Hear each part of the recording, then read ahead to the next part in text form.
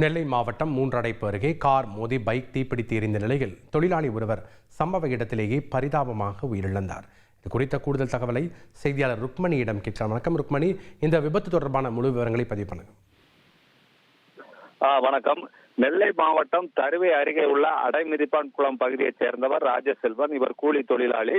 இவர் இன்று தனது மோட்டார் பைக்கில் மூன்றடப்புக்கு வேலை நிமித்தமாக வந்துவிட்டு மீண்டும் வீட்டுக்கு திரும்பிக் கொண்டிருந்தார். அப்போது மூன்றடப்பு அருகே உள்ள 4 வழிச்சாலையை கடக்க முயன்ற போது நாகர்கோயிலிருந்து திருவண்ணி நோக்கி வேகமாக வந்த கார் ஒன்று எதிர்பாராத விதமாக மோட்டார் பைக் மீது மோதி விபத்துக்குள்ளானது. இச்சம்பவத்தில் மோட்டார் பைக்கில் இருந்த ராஜசெல்வன் தூக்கி வீசி எறியப்பட்டு சம்பவ இடத்திலே இரத்த வெள்ளத்தில் பரிதாபமாக இருந்தார்.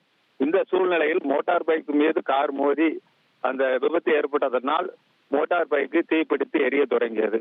இதனால் 4 வழிச்சாலையில் உள்ள போக்குவரத்து பாதிக்கப்பட்டது. இதனைத் தொடர்ந்து அங்க தூக்கி வீசுற பொருள் தானே சாதாரணமா நினைக்காதீங்க. இங்க ஒருத்தர் பாக்கு தட்டு தயாரிச்சு மாசம் 3 லட்சம் ரூபாய் சம்பாதிக்கிறார். எப்படின்னு தெரிஞ்சுக்க ஃப்ரீடம் ஆப்பை டவுன்லோட் பண்ணுங்க. இன்று அக்கம் பக்கத்தினர் தண்ணீரை ஊற்றி தீயை அணைத்தனர். இந்த சம்பவம் தொடர்பாக மூன்றடப்பு போலீசார் சம்பவத்திற்கு கார் டிரைவரை கைது செய்து விசாரணை மேற்கொண்டு வருகின்றனர். நன்றி ருக்மணி, உங்களுடைய விவரங்களுக்கு.